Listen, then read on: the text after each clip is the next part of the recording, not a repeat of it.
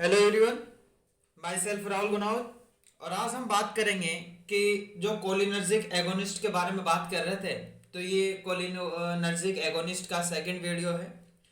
First video के अंदर अपन ने डायरेक्ट एक्टिंग ड्रग के बारे में बात की थी, और उसके अंदर जो कोलिन एस्टर्स और जो एल्कलॉइड्स थे इनके बारे में बात की थी, और 5 तरह के ड्रग के पढ़े थे पिछले वीडियो के अंदर अपन ने एसिटोकोलिन्स, बेथेनोकोस, कार्बेकोस, पाइलोकार्पिन्स और मस्केरिन के बारे में बात की थी। इन सभी को अपन ने डिटेल में देखा था।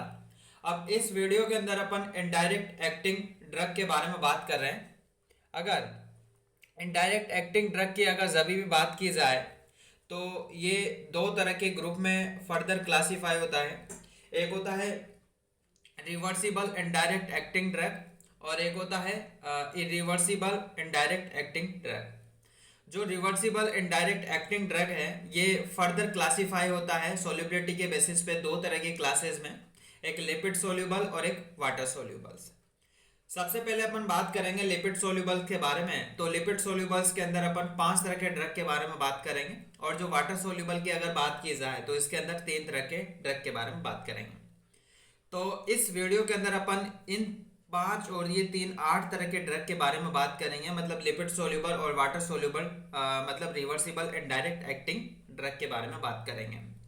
इससे जो नेक्स्ट वीडियो आएगा उसके अंदर इरिवर्सिबल के बारे में बात करेंगे अपन। तो अगर लिपिड सोल्यूबल और रिवर्सिबल इनडायरेक्ट एक्टिंग ड्रग की अगर बात की जाए तो कौन कौन से इंक्लूड होते हैं इसके अंदर इंक्लूड होते हैं पाइजोस्टिगमिन, टेकरिन, डोनाजेपिल्स, रिवास्टिगमिन और गैलेंटोमिन। ये जो 3 ड्रग है आपको तो ये तो याद रह जाएंगे, पाइजोस्टिगमिन, रिवास्टिगमिन और गैलेंटोमिन, मतलब सभी के अंदर मीन है, करेक्ट, ये तो याद रहेंगे। बट ये जो टेकरिन और डोनाजेपिल्स की अगर बात करें तो इसको अपन वीडियो के अंदर देखेंगे, डिटेल में पढ़ेंगे तो वो याद हो ही जाएंगे आपको। और वाटर सोल्यूबल की अगर बात की जाए तो वाटर सोल्यूबल्स के अंदर 3 तरह के ड्रग के बारे में अपन बात करेंगे, नियोस्टिगमिन, पाइरिडोस्टिगमिन और यूरोफोनियम। इन सभी के बारे में भी डिटेल में अपन देखेंगे, एक एक को बारीकी से देखेंगे चीज़ों को। तो सबसे पहले अपन बात कर लेते हैं पाइजोस्टिगमिन के बारे में। तो ध्यान से देखना है आपको कि पाइजोस्टिगमिन है ये होता क्या है, मैं बता देता हूँ आपको। नेक्स्ट है, अगर lipid soluble reversible indirect acting cholinergic agonist की अगर बात की जाए तो इसके अंदर सबसे फर्स्ट है पाइजोस्टिगमिन। और जो पाइजोस्टिगमिन है ये लिपिड सोल्यूबल है। अगर लिपिड सोल्यूबल तो जाहिर सी बात है कि ये ब्लड ब्रेन बैरियर है, इसको क्रॉस नहीं करेगा। और इसके अंदर जो ड्रग ऑफ चॉइस होती है पाइजोस्टिगमिन के अंदर वो होती है एट्रोपाइन पॉइजनिंग। अब जानते हैं अपन कि एट्रोपाइन होता क्या है। तो एट्रोपाइन क्या करता है कि ये जो मस्केरिन रिसेप्टर होता है उसको ब्लॉक कर देता है, बट निकोटिन रिसेप्टर के अंदर एट्रोपाइन का कोई काम नहीं रहता। मतलब अपन बोल सकते हैं कि एट्रोपाइंस का नो इफेक्ट नहीं करता ये एक निकोटिन रिसेप्टर पे, ये ओनली काम करता है मस्केरिन रिसेप्टर पे एक्ट करता है ये। सेकंड पॉइंट ये है कि अगर जो ग्लूकोमा की अगर बात की जाए तो ग्लूकोमा के अंदर इसको पाइजोस्टिगमिन को अपन बहुत रेयरली यूज करते हैं।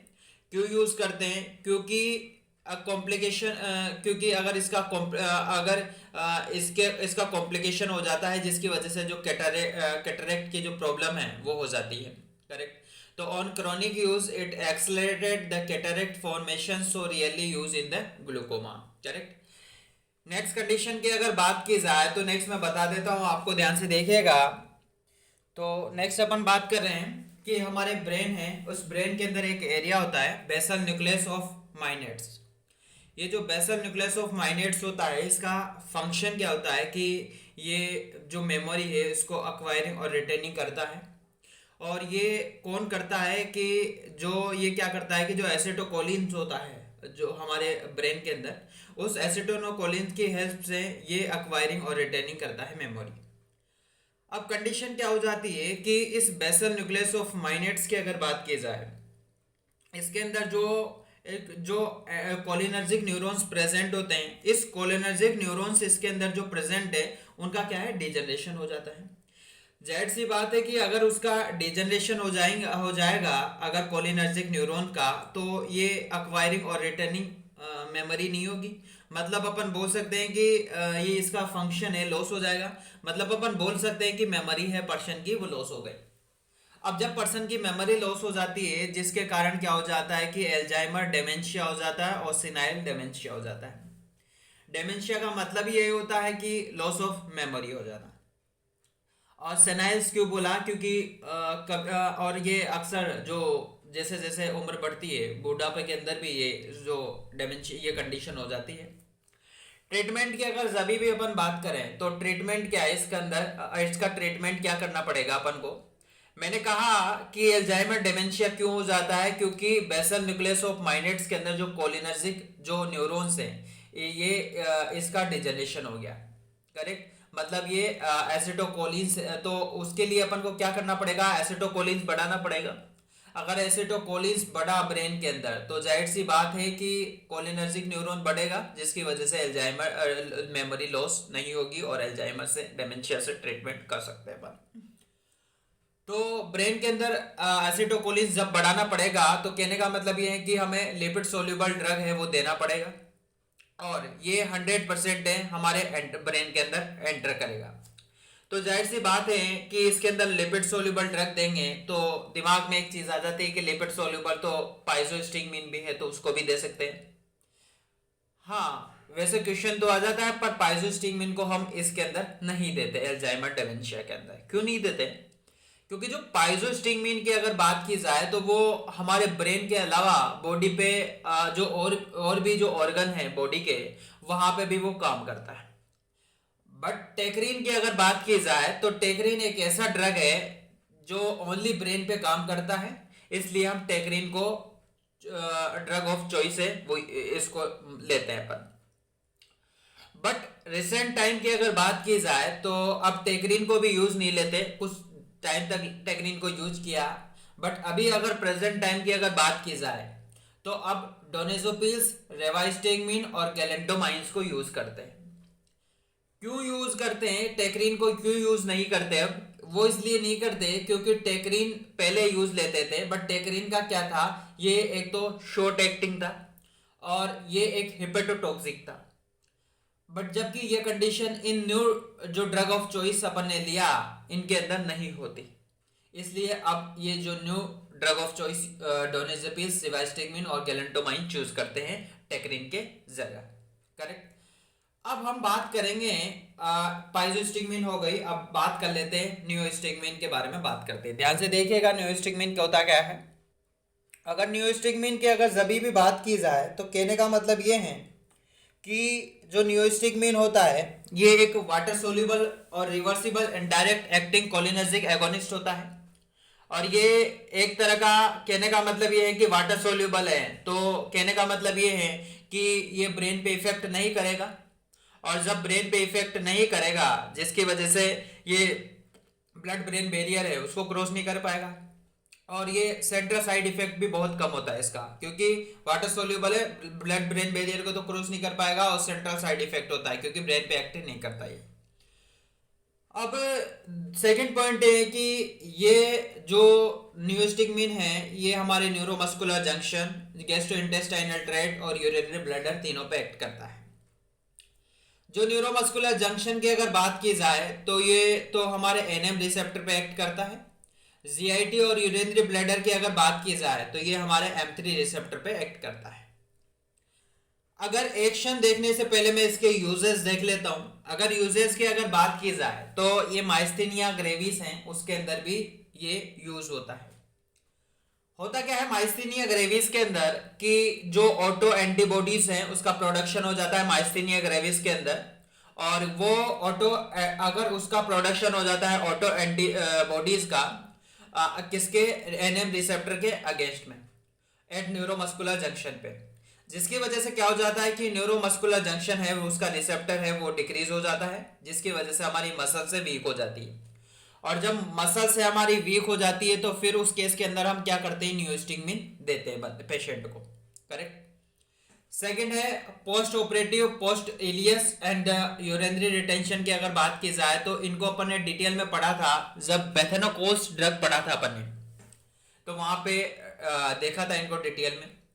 और क्यूरेट पॉइजनिंग की बात करें तो क्यूरियर पॉइजनिंग को अभी देखेंगे अपन, जो एड्रोफोनियम जो ड्रग पढ़ेंगे तो वहां पे देखेंगे डिटेल में, इसको ध्यान से देखिएगा, अभी देखेंगे।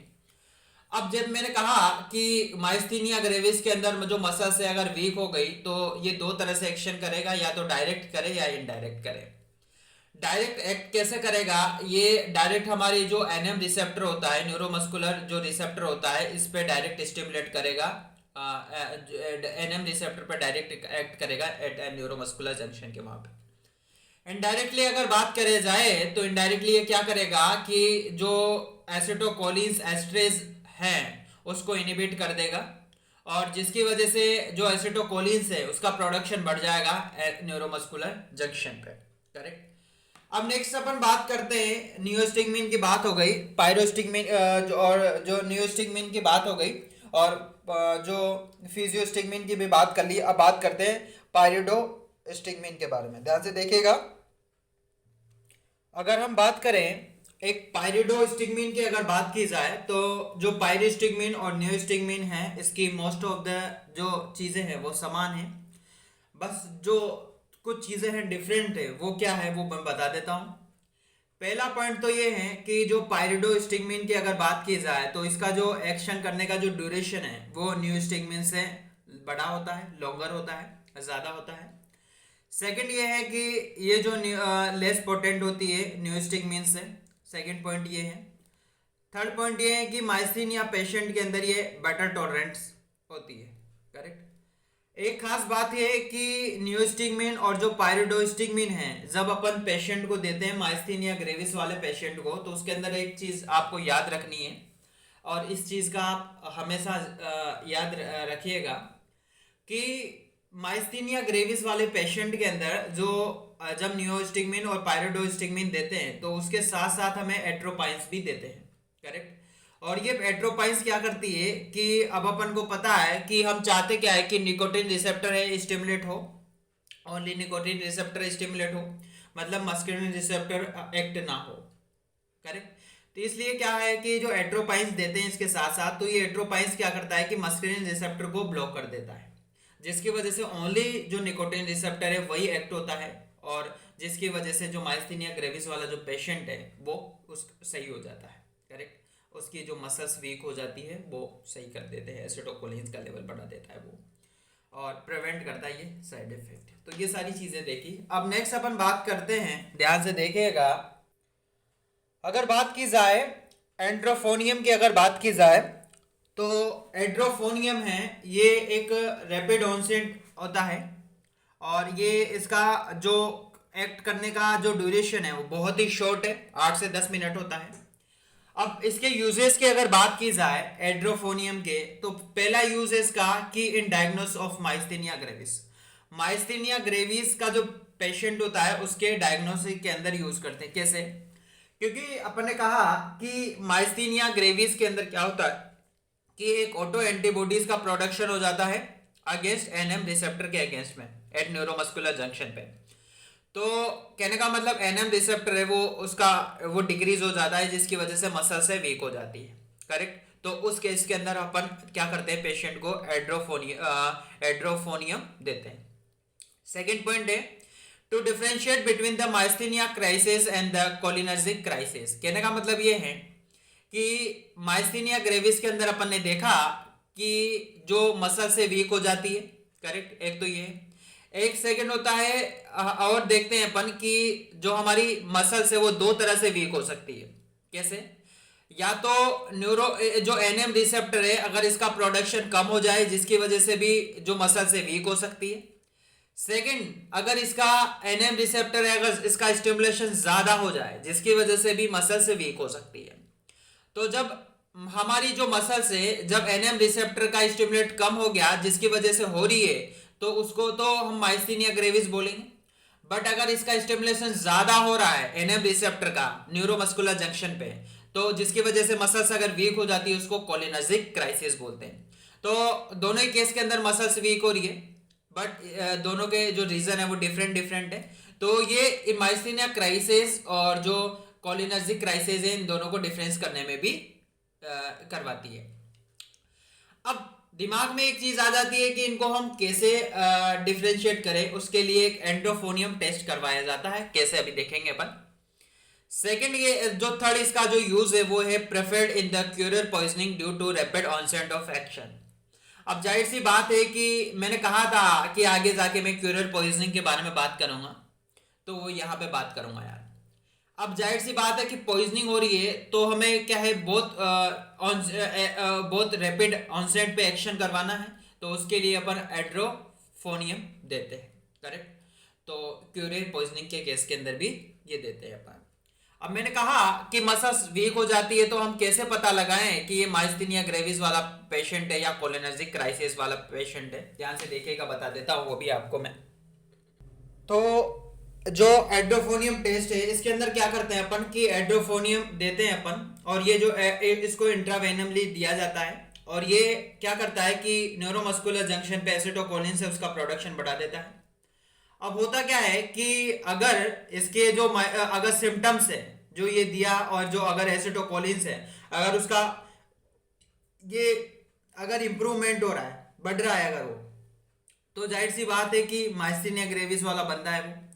बट अगर उसके सिम्टम्स आ रहे हैं उसके अंदर, या कंडीशन की अगर बात की जाए, या फिर मैं ऐसा बोलूं कि मतलब उसकी जो कंडीशन है वो मतलब दिन टाइम टू टाइम मतलब और ज़्यादा ख़राब हो रही है, 8 से 10 मिनट तक मतलब के बाद उसकी जो कंडीशन है, जो एड्रोफोनियम टेस्ट है, ये एड्रोफोनियम दिया और इसके 8 से 10 मिनट बाद ये रिजल्ट अपन चेक करते हैं, करेक्ट। अगर 8 से 10 मिनट के बाद अगर ये सिम्टम्स अगर मतलब इम्प्रूवमेंट दिखे अपन को, तो जाहिर सी बात है कि माइस्थीनिया ग्रेविस वाला पेशेंट है। अगर सिम्टम्स अगर खराब होते दिखे अपन को, तो जाहिर सी बात है कि वो कोलिनर्जिक क्राइसिस वाला पेशेंट है, करेक्ट। तो इस वीडियो के अंदर अपन इतनी बात करेंगे। हमारा रिवर्सिबल जो इनडायरेक्ट एक्टिंग जो कोलिनर्जिक एगोनिस्ट है वो कंप्लीट हो चुका है। अगले वीडियो है, छोटा सा वीडियो है इरिवर्सिबल का, जिसके अंदर अपन ऑर्गेनोफॉस्फेट और कार्बोनोमेट्स के बारे में बात करेंगे। ऑर्गेनोफॉस्फेट के अंदर मेलाथायोन्स और पैराथायोन्स के बारे में बात करेंगे, और कार्बोनोमेट्स की अगर बात की जाए कार्बोमाइल्स और इसके अंदर प्रोफोक्सर के बारे में बात करेंगे। ये नेक्स्ट वीडियो के अंदर अपन देख लेंगे।